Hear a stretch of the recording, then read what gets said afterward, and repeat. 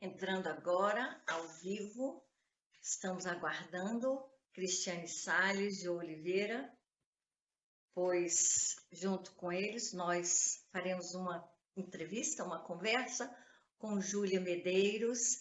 Olá, Júlia, que bom você estar aqui, bem-vinda. Jô Oliveira também, bem-vindos. Estamos aguardando um momentinho, Cristiane Salles chegando também.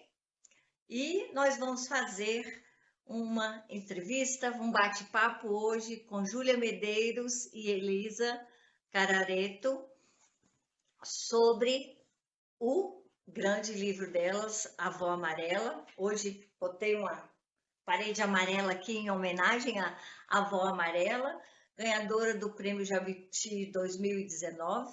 E foi também no final de 2019 que este livro foi escolhido um dos livros para compor o catálogo dos chamados Corvos Brancos, White Heavens, da Biblioteca Internacional de Blutemburgo.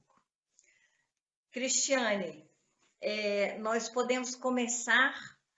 Júlia, nós vamos fazer a coisa um pouquinho, um bate-papo vai e volta, tá?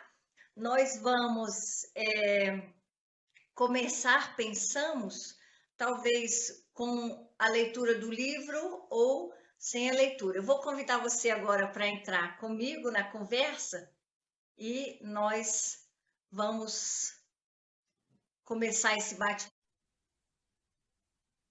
tá? Júlia Medeiros, chegando aqui. Oi, Júlia!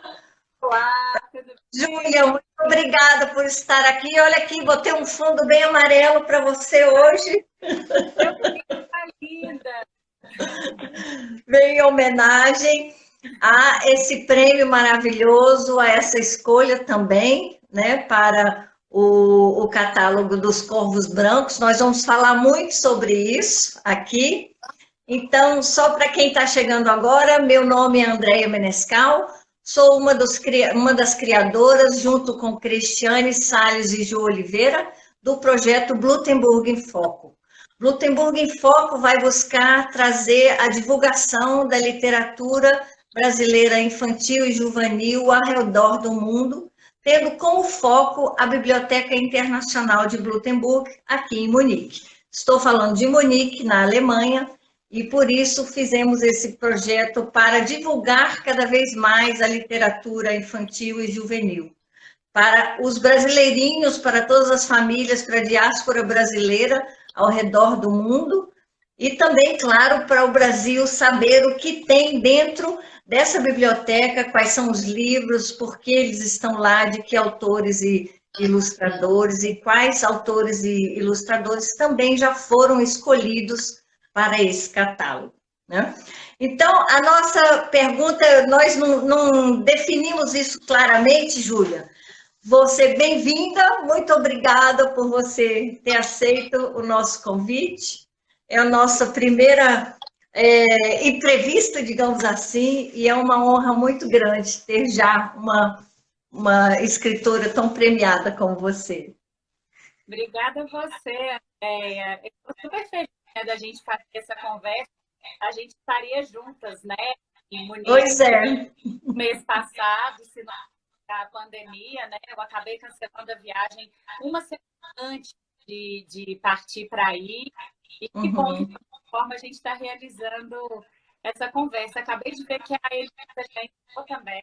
Estou super feliz que ela participar desse papo, porque é lindo ouvi-la contar o processo criativo de ilustração.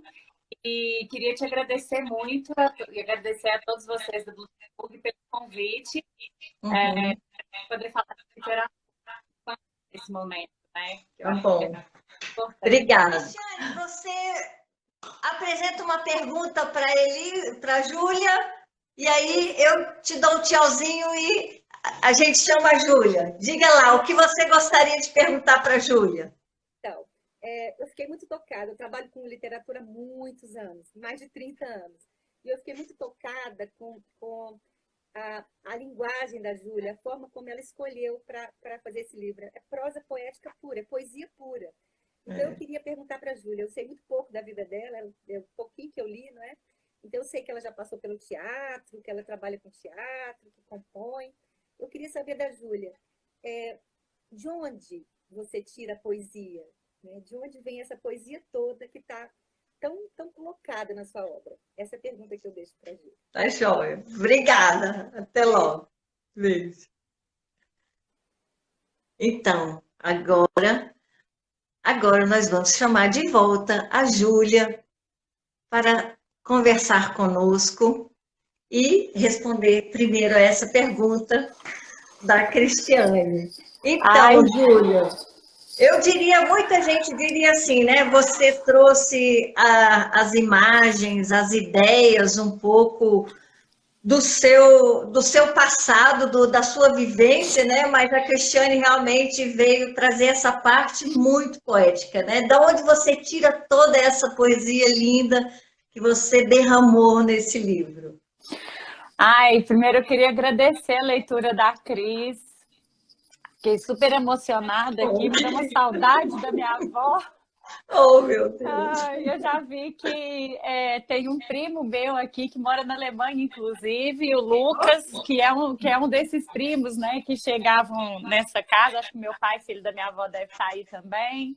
Não sei se tem mais gente, não vi, mas obrigada, Cris, foi lindo. Estou emocionada. Bom, eu escrevo desde pequena mesmo. A minha outra avó, a avó Azul, quando faleceu, eu herdei algumas coisas dela, e entre essas coisas uns caderninhos em que ela anotava diversas coisas. E Andréia, desculpa, eu acho que tá dando o meu som tá saindo no seu e tá realimentando. E daí você tem, eu acho que talvez você tivesse que usar um fone. Você tem? Eu tenho. Deixa eu buscar ali rapidinho. Um momentinho. Engraçado. Eu vou contando um pouquinho enquanto isso. Vai lá. Pode ir. Pode ser. Vai. Vou testando aqui. Então eu herdei esses caderninhos, e aí tinha assim, receita receitas culinárias, tinha anotações de cheques. Voltei, peço desculpas, não sei o que aconteceu. Voltei! Ai, desculpa, obrigada, ainda bem que você voltou. Claro, o pessoal está voltando aí também. Que bom. É o novo normal, né, Andréia? É isso. Bom, mas eu estava contando que eu escrevo desde criança, que a minha outra avó, a avó Azul, ela tem quando ela faleceu, eu herdei alguns caderninhos e encontrei no meio de receitas, anotações de economia doméstica, ela tinha passado a limpo os poemas que eu fazia quando eu era criança, eu e alguns dos primos, e ela colocava poema da Júlia aos 9 anos, e aí colocava. E eu tive a sorte de estudar numa escola, na minha infância também, o Catavento, lá em São João del Rei, que era muito maravilhosa e muito ligada à literatura. A diretora se vestia de Dona Benta e vinha contar a história pra gente. E isso, eu me lembro de ficar ansiosa na semana da Feira do Livro. O Léo Cunha foi meu paraninfo na 4ª série. Inclusive, ele faz a 4ª capa do Avó, porque eu era realmente encantadíssima assim, pelo Léo na minha infância, com o livro Sabiá e a Girafa, que ele fez com a Graça Lima. Então, eu cresci muito rodeada de literatura e de poesia. Poesia também, né? Não é só de literatura, mas de poesia, principalmente. Sim. Né? É formidável. E eu acho que isso me alimentou muito, né? Assim. Pronto, Júlia, nós temos uma vantagem. Na verdade, nós temos mais 1 hora com esse vídeo, né? Vamos pensar. Pois é! A gente está fazendo em pedacinhos, mas aí a gente vai tendo mais tempo ainda. Isso. O que é muito legal. Troquei de lugar aqui, vamos ver se... Que bacana! Que ótimo! Estamos as duas com fundo amarelo aqui agora. Que ótimo! Bem amarelo. Então, essa sua avó guardou todas as suas notas e daí você teve toda, quer dizer, você já tinha essa história toda ligada à poesia e a literatura também, né? Sim, desde a infância, assim, uma ligação muito forte. E eu acho que a poesia, na verdade, a gente tem a poesia literária, né, a poesia escrita, mas eu acho que existe uma possibilidade também de existência poética, que eu acho que precisa ser exercitada também, né, assim, na vida, no nosso dia a dia, na criação dos filhos, no fazer artístico, no fazer, mas até nas pequenas coisas, né, nas nossas relações, de exercitar uma existência poética, que eu acho que é importante, né? A gente precisa estar em contato com esse universo, com essa parte sensível, né, da gente rotineiramente, né, cotidianamente, não só no momento da escrita, não só no ofício, mas exercitar ela como existência mesmo. E eu procuro também fazer isso.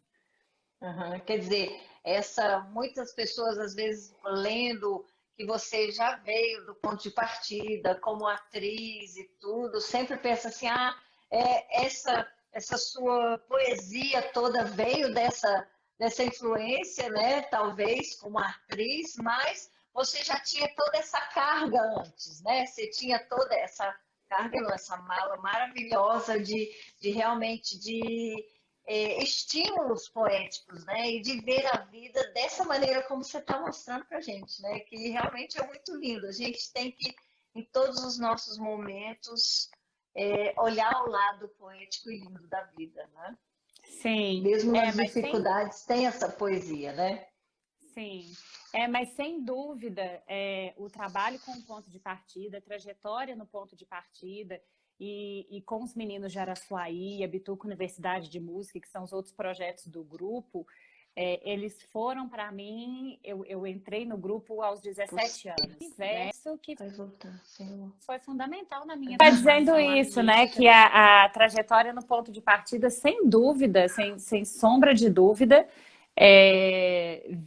veio completar e ampliar esse universo poético, artístico, literário, de uma forma muitíssimo potente. Eu estou vendo vários companheiros e companheiras de jornada aqui do ponto. Oh, que lindo! Bem-vindos, bem-vindos! E ainda para o teatro, né? Que a gente falando de literatura infantil, né? Em que existe esse casamento da imagem e do texto. A gente falando de teatro, a gente está falando disso também, né? Regina Bertola, que é a diretora do Ponto de Partida e que também é outra pessoa hiper responsável pela minha formação, ela fala muito isso, né? Que teatro é a história com a imagem de pé, como se a gente conseguisse colocar o livro de pé, né? Assim, animado. Então, ele realmente tem essa conversa com a literatura também, e essa fricção que eu acho que existe, e que é muito importante no livro ilustrado, entre a história e a imagem, né? Porque a criança vai ter, o leitor vai ter o contato com a narração, com o texto, vai ter o contato com a imagem, e vai ter esse intervalo, essa fenda que existe nesse casamento, né? Onde a cabeça dele vai precisar desse esforço e às vezes sem esforço nenhum, né, vai também criar as suas próprias imagens, as suas próprias né, viagens e as suas próprias divagações, assim. Então tem ainda esse terceiro lugar, né, incrível, que eu acho que é um pouquinho onde a mágica acontece tão fortemente. É isso, e é isso que o livro infantil e juvenil tem que trazer, né? Tem que dar oportunidade realmente a que esta fenda se abra de uma maneira que possa ir além do que foi apresentado a ele, né? Exato. E trazer isso que você falou, que está dentro de cada um de nós, né? Deixar essa essência poética realmente sair e aflorar. E isso vem a criatividade. Lindo, muito lindo. E como foi para você esse prêmio, né? como estreante, como todo mundo diz, né, no mundo da literatura infantil, juvenil, e recebeu o prêmio Jabuti, que é o maior prêmio do gênero no Brasil. Como foi para você esse, essa coroação, eu diria, né? Ah, foi Prêmio. muito legal, né? Não vou mentir, foi o Uhum, máximo. Cada vez que a gente recebia uma notícia de um reconhecimento, era um monte de festa que a gente fazia, porque é muito gostoso, né? E ao mesmo uhum, tempo, mas ao mesmo tempo isso, como era um livro de estreia, é, foi muito surpreendente, né? Assim, acho que teve esse outro componentezinho de toda vez era uma alegria, mas toda vez era também um susto, assim. Você falava assim, gente, que legal! Mas é mesmo, né? Então foi muito lindo, assim. Ao mesmo tempo, é, esse livro, ele foi muito burilado. Muito, assim. Eu, a Elisa e o Zeco, esse texto, na verdade, é de 2012. Eu escrevi em 2012. Ele foi publicado na revista Bravo, numa seção que eles tinham na última página, que era um conto. Foi publicado como conto, ficou na gaveta. Eu cheguei a trabalhá-lo algumas vezes com oficinas de escrita literária que eu fazia. Era um texto que eu sempre eu tinha um relacionamento com ele, assim, eu continuei tendo uma uhum. Oh, relação que com lindo. ele. Uhum, E aí um dia eu sempre quis ser escritora, eu tinha esse sonho de ser escritora desde criança, né, como eu falei, mas eu acho a escrita um negócio tão lindo, assim, eu colocava os escritores tão no Olimpo, tão num lugar é, lá longe, assim, que eu nunca achava que eu tivesse nesse lugar, assim. uhum. E E aí o agora você Zeco, está, né? Você também está no Olimpo, por assim dizer. eu ainda não consigo ainda, é conturbado. Mas, mas o Zeco estava aqui em Barbacena num evento do Ponto de Partida, o Mercado de Delicadezas. Ele vem com a livraria dele, a Faz de Conta, e eu conversando sobre todos aqueles livros, escolhendo livros para os meus filhos, falei, eu tenho um texto na gaveta, vou te mandar, quem sabe, assim, mas sempre, né, nunca achando que seria. E ele topou fazer, ele gostou e a gente levou um super tempo entendendo quem seria a pessoa que ilustraria. Encontramos a Elisa, ficamos apaixonadíssimos pelo trabalho dela e também é o livro de estreia dela. E Uhum, levamos que aí mais lindo. alguns meses, né, de conversa, de ajuste, mas o que acha disso? Então teve um empenho, teve uma seriedade, teve um carinho e uma entrega muito gigantesca na produção desse livro. Assim, a gente estava apaixonado, envolvidíssimos assim com o projeto. Então, ao mesmo Uhum, tempo, eu fico muito feliz. Assim, foi surpreendente, foi sempre um susto, mas é muito gostoso, né? A gente recebeu o reconhecimento por algo em que a gente colocou tanta dedicação, né? Assim, é fruto mesmo de um trabalho, de uma paixão muito grande. A Raquel Matsushita, né, fez o design do uhum. livro e foi uma outra pessoa super importante na conversa dessa concepção. Então, foi muito legal, né? E, pô, depois o Jabuti, que é isso, né? É o maior prêmio, né, da literatura brasileira, mas o prêmio da Finilige também, que dentro Também da esse, literatura isso. infantil Uhum. e juvenil, imagina, uma É imensa especial. Uhum, referência. O Instituto Emília, né, aqui no Brasil, que é também muito sério, a revista Crescer. uhum, E aí o White Heavens, né, aí em Munique, que foi uma surpresona, né? Porque daí é um uhum, reconhecimento mundial. Quando eu recebi o prêmio, eu nem entendi, confessando assim, eu não entendi direito o que era. Eu confesso que eu não conhecia. uhum. E fui pesquisar, fiquei encantada, porque também fui pesquisar a história da biblioteca, né? Essa Que coisa de ter sido também. Uhum, criada no pós-guerra, num esforço de uhum, pacificação e de valorização da interculturalidade. Isso dos livros estarem no acervo nos seus próprios idiomas, né? Valorizando isso. é, a integridade da criação e a particularidade de cada nação, de cada E a autor. importância de cada língua, de cada país, de cada, né, cada cultura, é valorizar cada uma e não simplesmente só algumas, né? Exato, é Realmente, lindo.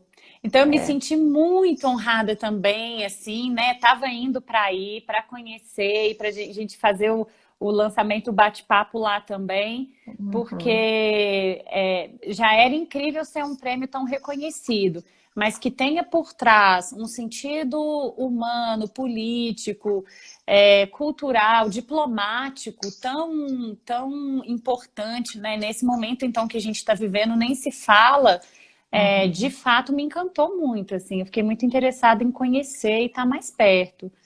que ótimo. Então, estaremos mais perto, estamos ainda É, aguardando, né? Você falou, por exemplo, a biblioteca realmente é o nosso foco agora, por isso Blutenburg em foco, né? Blutenburg é o castelo onde fica a biblioteca, ela ficava antes em algum outro lugar, mas em 1983 mudou para esse castelo, e lá estão mais de 600 mil, quase 600 mil livros de mais de sim, 105, mais de 50 línguas, né? É uma dimensão impressionante. Claro que não são todos os livros que estão acessíveis, por exemplo, ao público aqui em Munique diretamente, mas para pesquisas e para consultas locais lá no presenciais, realmente esses livros podem ser tirados, né? E o nosso esforço com Blutenburg em Foco é trazer à luz justamente todos os escritores e ilustradores que fazem parte desse acervo, para que eles possam cada vez mais circular naquela prateleira que está exposta na biblioteca infantil e juvenil. Então vai ser um prazer enorme ter você conosco aqui um dia para fazer uma leitura lá e conversar com as famílias aqui em Munique que falam português também. E também conhecer aquele espaço, como você falou, é um espaço também histórico, que tem a sua história em si, né? Trouxe essa história da biblioteca, mas em si tem também uma história interessante que acho que tem tudo de poético, você vai ficar mais inspirada ainda para outros livros. Cristiane, querida. Uma pergunta para a Júlia. Eu queria perguntar assim para ela, assim, as pessoas quando começam a escrever, elas ficam muito eu trabalho com críticas, eu sou votante da Fundação Nacional do Livro Infantil aqui em Brasília. E aí o que a gente vê muito, a gente recebe muitos livros, a edição completa do Brasil todo. E o que a gente vê muito eu fico achando assim, a dificuldade que os autores têm da verossimilhança, da fidedignidade para a voz. Então, por exemplo, quando você coloca a menina, que era você, né, falando com a voz da menina tem cheiro, tem som, tem gosto de menina. A voz da avó, que aparece no teu livro, é a voz de uma avó verdadeira, é uma voz que a gente sente, a gente ouve a voz da avó. Né? Então, isso através do seu texto. Então, a minha pergunta na hora que você estava falando dos autores que você se inspirou e tal, que você disse que teve contato com a poesia, com autores, a entrevista deu uma travada e tal. Eu queria que você falasse um pouquinho onde que você busca essa inspiração para que as vozes, para que os seus personagens sejam tão reais, né? tão verdadeiros. Então, a minha questão é essa. As suas avós foram assim, né, Cris? Vamos lá. Porque eu sou mineira, né? Então, o texto da Elisa, para mim, caiu assim como filha reunida. É uma beleza. Que lindo! Então, vamos chamar de novo a Júlia para responder a essa pergunta da Cris Tiane Salles. Então, olha nós aqui de novo. Então, você viu aí, de onde você tira essas vozes, né? Essas vozes que acho que toca também muitos corações nesse sentido, né? Obrigada, Cris, pela pergunta. Realmente foi uma questão para mim no princípio, porque a narradora ela tem duas camadas, né? A questão da verossimilhança foi uma questão porque ela fala a memória e coloca impressões da adulta que enxerga aquele passado, aquela infância. Ao mesmo tempo, ela tem uma voz que, como você disse, infantil, né? A voz da menina. E aí eu ficava, mas será que isso tá acontecendo? Essas duas vozes numa mesma narradora? Porque às vezes ela coloca, quando ela diz, por exemplo, minha avó cozinhava lembretes. Uma criança poderia falar, mas tem uma coisa do futuro, né? Tem a impressão da adulta que está revivendo a memória lá atrás. E eu acho que a verossimilhança, nesse caso, se deu na memória, porque isso é próprio da memória, né? A gente borrar tanto o nosso presente com aquelas impressões do passado, como borrar o passado com o que a gente enxergou, porque a memória, no fundo, ela não é realista, né? A memória, ela não é fidedigna. A memória é a soma desses tempos, é a soma dessas impressões. E aí que eu acho que a verossimilhança aconteceu, porque é assim que a memória funciona para o leitor. A memória do leitor, ela não existe, ela não passa na cabeça dele como um filme perfeito do que foi lá na infância. Inclusive, a minha avó, a avó amarela, a avó Esmeralda, quando eu leio a história, ela não acha que era assim que acontecia. Porque aquelas cenas e aquela avó e aquela memória, ela existe para mim. Ela existe nas minhas conjunções afetivas, biográficas, né? Só que como de uma certa forma, essa pode ser a tecnologia da memória, talvez ela realmente se componha dessa maneira, a composição seja assim, o leitor assimila essa voz dúbia, essa voz dupla, digamos assim, de criança e adulto, por entender que dentro dele também é assim que se passa. Então, eu acho que nesse caso foi assim que a verossimilhança aconteceu. Agora, eu tenho uma coisa curiosa, até ontem eu estava conversando estava fazendo uma reunião sobre literatura infantil e uma pessoa falou para mim assim, nossa, eu acho tão difícil escrever para criança, né? Opa, desculpa. Estamos ouvindo uma vozinha aí. Ai, tinha um filhote aqui do lado. Ai, que lindo. O pai veio fazer um Desculpa. Que lindo. Não, que isso. E ela falou assim, deu um sonzinho muito mais gostoso. Tava entrando, né? Eu acho que o Pablo, meu marido, devia estar ouvindo a live e escutando a vozinha entrar. Ele veio aqui resgatar o menino. Desculpa, gente. Não, que isso, foi ótimo. Mas ela fala, tão difícil escrever para criança, né? Eu falo, menina, eu tenho um problema. Às vezes eu sento para escrever para adulto, quando eu vejo escapuliu para criança. Porque eu acho que a literatura infantil, ela tem uma coisa de uma levadeza nela, assim, na hora da gente escrever, tipo isso, de somar essas duas vozes, do passado e do presente, e funcionar, que é o que essa literatura infantil permite pra gente, né? Que dê certo, que fique verossimilhante. Acho que a literatura do modo geral, mas para criança essa levadeza fica mais... Existe uma liberdade maior. Liberdade. Porque vai aí também o componente todo da imaginação da criança ainda, né? Porque não é aquele real e o passado, mas tem um monte de coisa aí no meio ainda para compor tudo isso, né?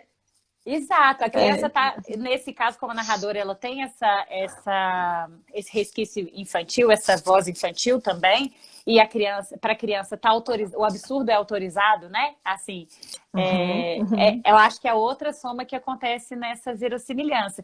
E aí, quando abre essa porta da escrita, e que parece que para mim funciona assim, tem ali uma oportunidadezinha de ir para esse lugar, dessa liberdade, desse absurdo, dessa levadeza, rapidinho, é como se fosse... Eu acho que é um veio que é muito aberto para mim, assim, e aí a água vê aquele veiozinho, no instantinho, vai e faz o rio por esse lugar, porque é muito delicioso. Escrever Que para criança lindo. é muito bom, né? Eu acho que isso, Júlia, foi também esse passado seu com a poesia, com a escrita, né? Porque você estava justamente já colocando para fora ali todas aquelas coisas que estavam, as imaginações da infância, né? E Sim, muitas vezes nós perdemos isso de uma certa maneira, né? Vamos perdendo ao longo do tempo. Mas você deixou de uma maneira viva a partir do momento que você foi escrevendo, né? sim. Eu acho que se É, nós escrevêssemos também as nossas ideias, as nossas fantasias, as nossas histórias de infância, nós estaríamos perdurando esse estado, digamos assim, né? exato. Essa É. possibilidade.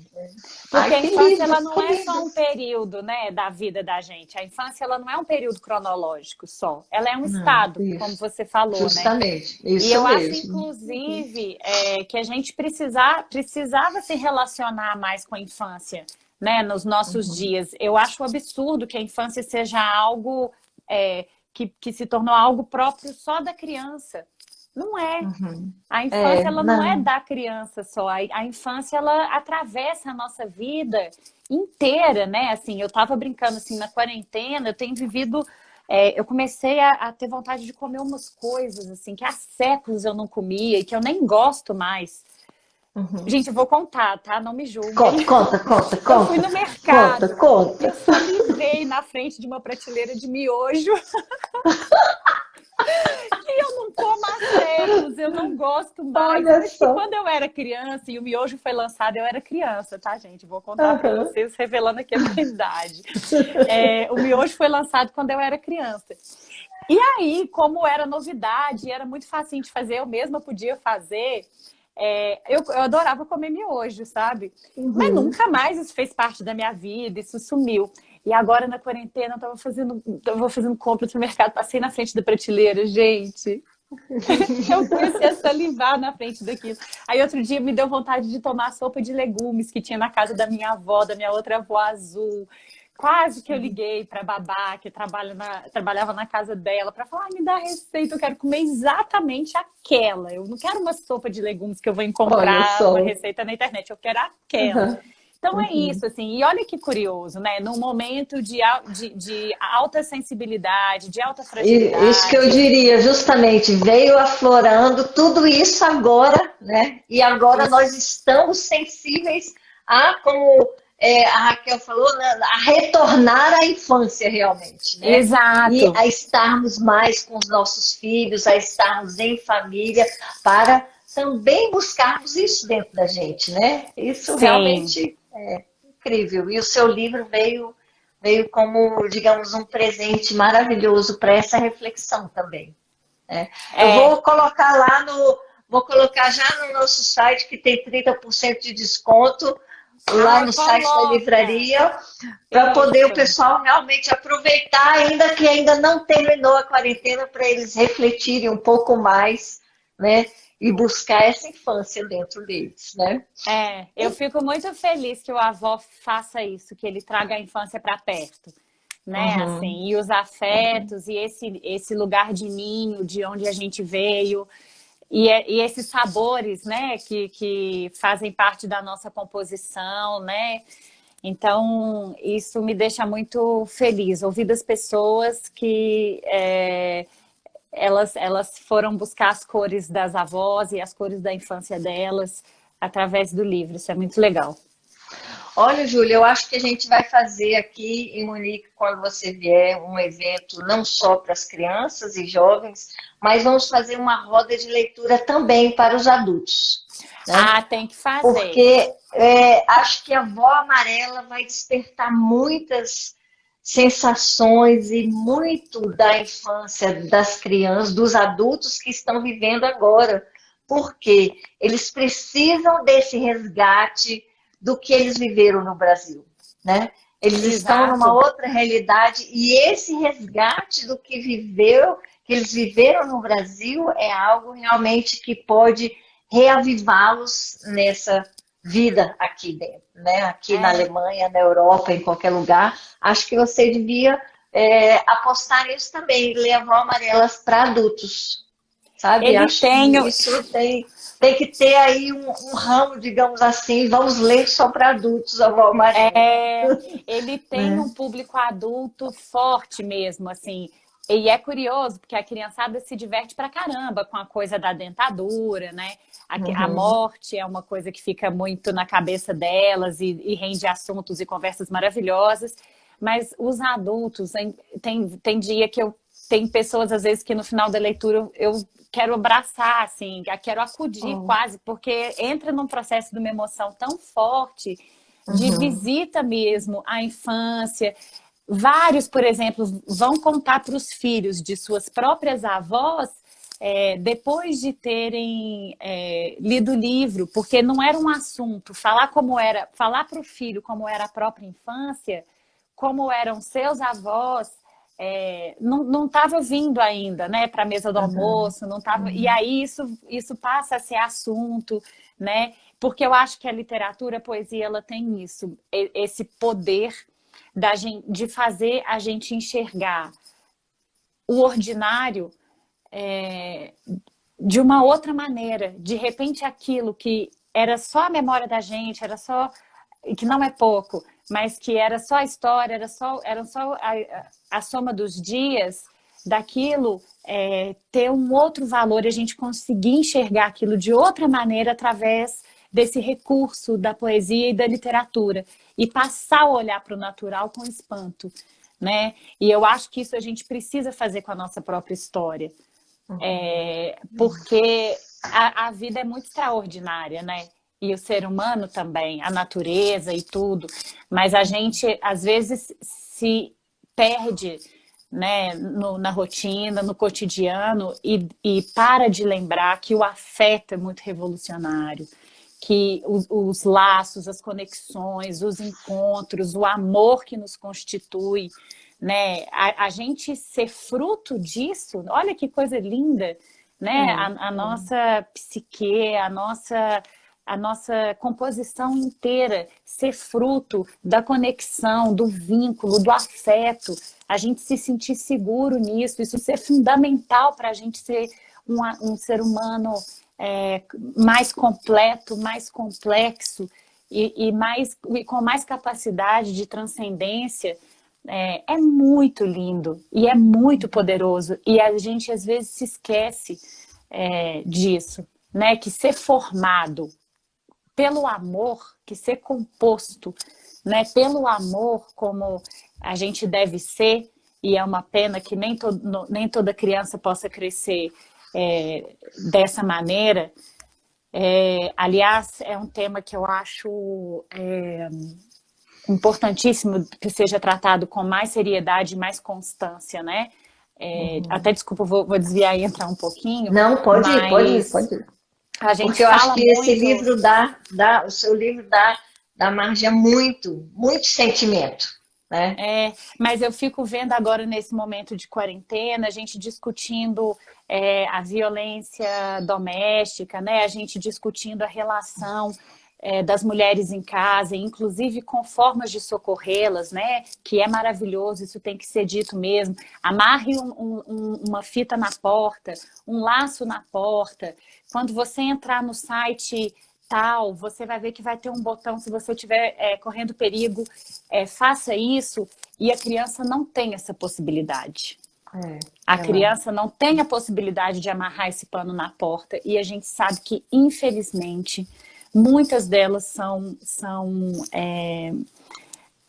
expostas, né, a situações de violência, de autoritarismo, porque é isso. Não é difícil uma pessoa na rua bater na esposa em casa, na mulher em casa e bater numa criança em casa. Não é diferente. E esse assunto precisa vir à tona com mais força e mais seriedade, porque a gente está falando da minoria mais fragilizada. Se a gente está debatendo lugar de fala, e isso é importantíssimo que esteja acontecendo, a gente precisa começar a falar do lugar de fala da criança, porque ela não não tem, ela tem, sempre ela precisa não estar tem. representada na sociedade. né? Ela precisa ter um adulto que esteja defendendo-a, né? Que esteja olhando para ela com amor e carinho e que possa socorrê-la nesses momentos, né? Exato. E é por isso que eu acho que a infância precisa ser debatida, ela precisa ser debatida pela sociedade como um todo, né? Ela não pode ser assunto só de quem lida com a criança, porque inclusive isso está autorizado banir a criança da sociedade, do convívio social. Isso não pode acontecer, isso não pode existir, né? Está autorizado uma pousada dizer não aceitamos crianças. Imagina. Se a gente falasse não aceitamos idosos, se a gente falasse não aceitamos mulheres, não aceitamos negros, não aceitamos homossexuais, que é isso? Não aceitamos crianças? Isso é de uma discriminação absurda, né? E ser criança, gente, desculpa, é obrigatório na vida. Lidar com criança não pode ser uma escolha individual. Isso não é uma escolha. As crianças existem. Elas têm direito social tal qual todo mundo. E elas existem dentro das especificidades delas, como os homens existem, como as mulheres existem, como existem necessidades especiais para quem tem necessidades especiais. A gente já entra num banheiro e já tem uma porta mais larga, tem a barra para você apoiar. Cadê o banquinho para a criança subir e ela mesma alcançar a pia? Né? Se a gente for falar de acessibilidade universal, cadê? Né? Cadê o vaso que ela alcança, a maçaneta que ela abre? Cadê o balcão onde ela pede a própria comida? Né? A gente chega ao ponto da pessoa falar assim, não gosto de criança.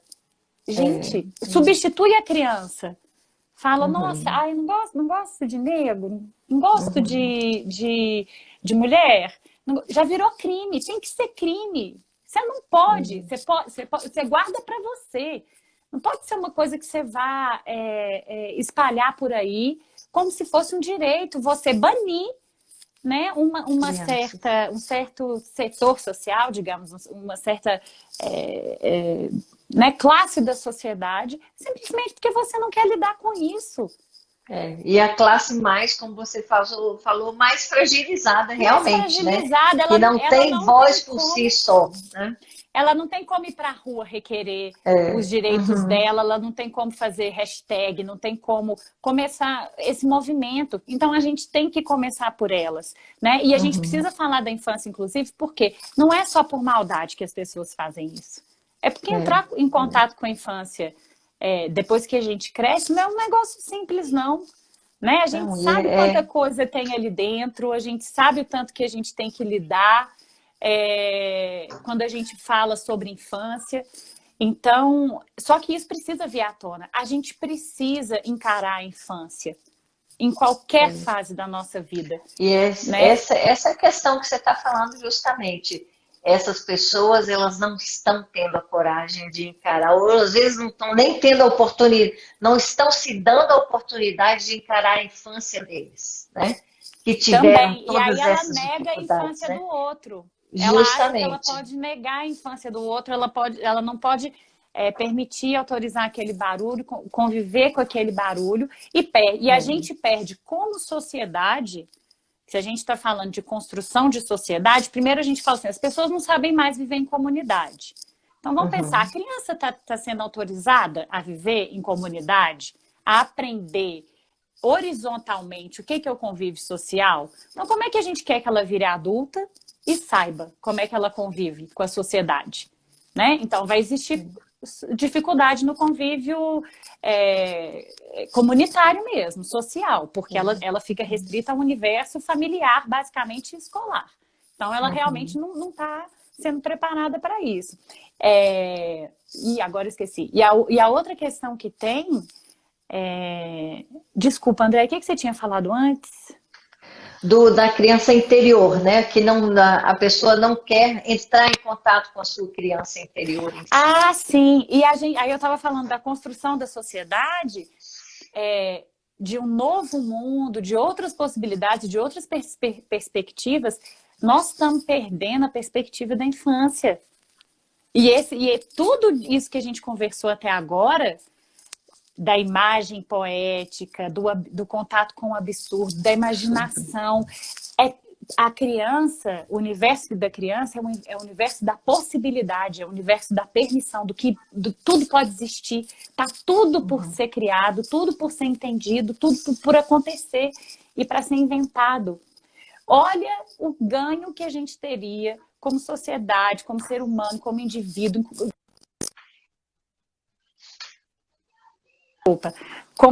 como qualquer coisa, se a gente tivesse exercitando a infância, o olhar infantil, a poética infantil nos nossos dias, todos nós, não só quem tem filho, né? Se a gente pudesse o tempo inteiro estar em contato com essa chama incrível e maravilhosa que é o universo infantil e negociando com ele o tempo inteiro, né?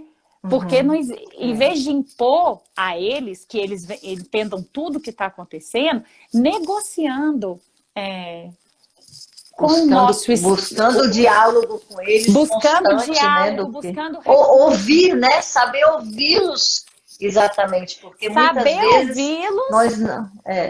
E sabermos responder acionando a nossa imaginação, acionando a possibilidade, abaixando o autoritarismo, as armas do autoritarismo, tentando estar mais...